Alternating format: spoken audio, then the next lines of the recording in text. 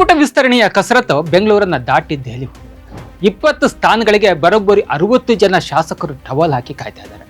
ಇದ್ರೆಲ್ಲದರ ಮಧ್ಯೆ ಮುಸ್ಲಿಂ ಸಮುದಾಯದಿಂದ ಈ ಸಾರಿ ಯಾರಿಗೆ ಸಚಿವ ಸ್ಥಾನ ಸಿಗುತ್ತೆ, ಯಾರ್ಯಾರು ಸಚಿವ ಸ್ಥಾನಕ್ಕಾಗಿ ಪೈಪೋಟಿ ನಡೆಸ್ತಿದ್ದಾರೆ ಅನ್ನೋ ಕಂಪ್ಲೀಟ್ ಡೀಟೇಲ್ಸ್ ಇಲ್ಲಿದೆ. ಈಗಾಗಲೇ ಮೊದಲ ಹಂತದ ಸಂಪುಟ ರಚನೆ ವೇಳೆ ಯುಟಿ ಖಾದರ್ಗೆ ಸ್ಥಾನವನ್ನ ನೀಡಲಾಗಿದೆ. ಇನ್ನು ಕೆಲವು ಸ್ಥಾನ ಮುಸ್ಲಿಂ ಸಮುದಾಯಕ್ಕೆ ಸಿಗುವಂತಹ ನಿರೀಕ್ಷೆ ಮುಸ್ಲಿಂ ನಾಯಕರದ್ದು.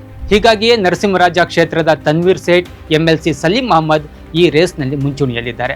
ಜೊತೆಗೆ ರಿಜ್ವಾನ್ ಅರ್ಷದ್ ಹಾಗೂ ಡಿಕೆ ಕೋಟದಲ್ಲಿ ಎನ್ಎ ಹ್ಯಾರಿಸ್ ಮತ್ತು ಮಾಜಿ ಸಚಿವ ಜಮೀರ್ ಅಹಮದ್ ಖಾನ್ ಕೂಡ ಮಂತ್ರಿ ಸ್ಥಾನಕ್ಕಾಗಿ ತಮ್ಮದೇ ಆದ ರೀತಿಯಲ್ಲಿ ಭಾರಿ ಲಾಬಿಯನ್ನ ನಡೆಸ್ತಾ ಇದ್ದಾರೆ. ದಾವಣಗೆರೆ ಉಪಚುನಾವಣೆಯ ನಂತರ ಮುಸ್ಲಿಮರಿಗೆ ಹೆಚ್ಚಿನ ಪ್ರಾತಿನಿಧ್ಯ ಸಿಗಬೇಕು ಅಂತ ಜೋರಾದಂತಹ ಕೂಗು ಕೇಳಿಸ್ತಾ ಇದೆ. ಮುಸ್ಲಿಂಗೆ ಸರಿಯಾದಂತಹ ಪ್ರಾತಿನಿಧ್ಯ ಸಿಗದೇ ಇದ್ರೆ ಮುಂದಿನ ಚುನಾವಣೆಯಲ್ಲಿ ಕಾಂಗ್ರೆಸ್ಗೆ ತಕ್ಕ ಪಾಠವನ್ನ ನಾವು ಕಲಿಸ್ತೀವಿ ಅಂತ ಬಹಿರಂಗವಾಗಿ ಈ ಸಮುದಾಯ ಎಚ್ಚರಿಕೆಯನ್ನ ನೀಡಿದೆ. ದಾವಣಗೆರೆ ಉಪಚುನಾವಣೆಯಲ್ಲಿ ಮುಸ್ಲಿಂ ಸಮುದಾಯಕ್ಕೆ ಏನಾದರೂ ಟಿಕೆಟ್ ಸಿಕ್ಕಿದ್ರೆ ಕಾಂಗ್ರೆಸ್ಗೆ ಇಷ್ಟೊಂದು ಟೆನ್ಷನ್ ಇರ್ತಿರ್ಲಿಲ್ಲ ಅನ್ಸುತ್ತೆ. ಆದರೆ ಒಂದು ಉಪಚುನಾವಣೆ ಮುಸ್ಲಿಂ ಸಮುದಾಯ ಕಾಂಗ್ರೆಸ್ ವಿರುದ್ಧ ಮುನಿಸಿಕೊಳ್ಳುವಂತೆ ಹಾಗೂ ತಮ್ಮ ಬೇಡಿಕೆಗಳಿಗಾಗಿ ಎಚ್ಚರಿಕೆ ನೀಡುವಂತೆ ಮಾಡಿದೆ.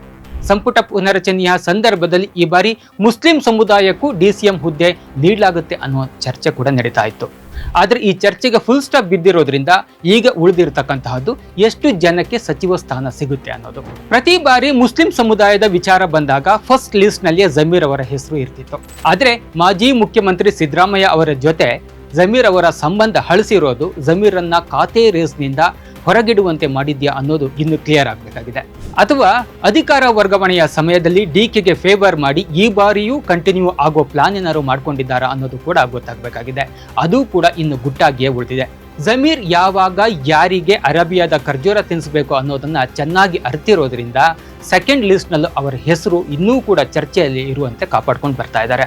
ಇನ್ನು ಸಿಎಂ ಕೋಟಾದಲ್ಲಿ ಹ್ಯಾರಿಸ್ಗೆ ಸಚಿವ ಸ್ಥಾನ ಸಿಗೋದು ಬಹುತೇಕ ಕನ್ಫರ್ಮ್ ಆದ ಹಾಗೆ ಇದೆ. ಹೊಸಬರಿಗೆ ಅವಕಾಶ ನೀಡಬೇಕಾಗಿರೋದ್ರಿಂದ ಮತ್ತು ಮುಸ್ಲಿಂ ಸಮುದಾಯಕ್ಕೆ ನೀಡಬೇಕಾದಂತ ಆದ್ಯತೆ ಇವೆಲ್ಲವನ್ನು ಕೂಡ ಹ್ಯಾರಿಸ್ಗೆ ಪ್ಲಸ್ ಪಾಯಿಂಟ್ ಆಗಿರುವಂತೆ ಮಾಡಿದೆ. ಇನ್ನು 3 ಟೈಮ್ ಎಂಎಲ್ಸಿ ಆಗಿರ್ತಕ್ಕಂಥ ಸಲೀಂ ಅಹಮದ್ ಕೂಡ ಆಕಾಂಕ್ಷಿಯಾಗಿದ್ದು ಇಷ್ಟು ವರ್ಷದ ಸಂಘಟನೆ, ಪ್ರಾಮಾಣಿಕತೆ, ನಿಷ್ಠೆಯ ಪ್ರಶ್ನೆಯನ್ನ ಹೈಕಮಾಂಡ್ ಮುಂದೆ ಇಟ್ಟಿದ್ದಾರೆ.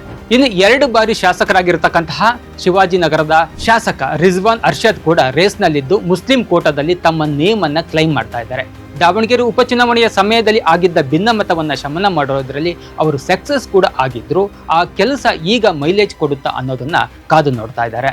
ಇತ್ತೀಚೆಗೆ ಜಮೀರ್ ತಮ್ಮ ಕಾಲ ಮೇಲೆ ತಾವೇ ಕಾಲು ಹಾಕೊಂಡಿರೋದ್ರಿಂದ ಸಲೀಂ ಅಹಮದ್ ಮತ್ತು ರಿಜ್ವಾನ್ ಅರ್ಷದ್ ಇಬ್ಬರಲ್ಲಿ ಒಬ್ಬರಿಗೆ ಸಚಿವ ಸಂಪುಟ ಸೇರುವ ಅವಕಾಶ ಅಂತೂ ಇದ್ದೇ ಇದೆ. ಇದರ ಜೊತೆಗೆ ಮಾಜಿ ಸಚಿವ ತನ್ವೀರ್ ಸೇಠ್ ಕೂಡ ಪೈಪೋಟಿಯನ್ನ ನಡೆಸ್ತಾ ಇದ್ದಾರೆ. ಕಳೆದ ಬಾರಿಯೇ ನನಗೆ ಅವಕಾಶ ಸಿಗಬೇಕಾಗಿತ್ತು, ಆದರೆ ಈ ಬಾರಿಯಾದರೂ ನನ್ನನ್ನ ಗಣನೆಗೆ ತೆಗೆದುಕೊಳ್ಳಿ ಅನ್ನುವಂತಹ ಬೇಡಿಕೆಯನ್ನ ಹೈಕಮಾಂಡ್ ಮುಂದೆ ಇಟ್ಟಿದ್ದಾರೆ. ಸಿದ್ದರಾಮಯ್ಯ ಅವರ ಸಚಿವ ಸಂಪುಟದಲ್ಲಿ 2 ಮುಸ್ಲಿಂ ಶಾಸಕರಿಗೆ ಅವಕಾಶವನ್ನ ನೀಡಲಾಗಿತ್ತು. ಡಿಕೆ ಅವರ ಸಂಪುಟದಲ್ಲಿ ಆ ಸಂಖ್ಯೆ ಜಾಸ್ತಿ ಆಗುವಂತ ಅವಕಾಶವಿದೆ. ಮುಸ್ಲಿಂ ಸಮುದಾಯದ ಆಕ್ರೋಶಕ್ಕೆ, ಒತ್ತಡಕ್ಕೆ ಕಾಂಗ್ರೆಸ್ ಹೈಕಮಾಂಡ್ ಹೇಗೆ ಪ್ರತಿಕ್ರಿಯಿಸುತ್ತೆ ಅನ್ನೋದನ್ನ ಕಾದು ನೋಡಬೇಕಿದೆ. ಎಕ್ಸ್ಕ್ಲೂಸಿವ್ ಪೊಲಿಟಿಕಲ್ ಅಪ್ಡೇಟ್ಸ್ಗಾಗಿ ನೋಡ್ತಾ ಇರಿ ಪೊಲಿಟಿಕಲ್ ಟಿವಿ.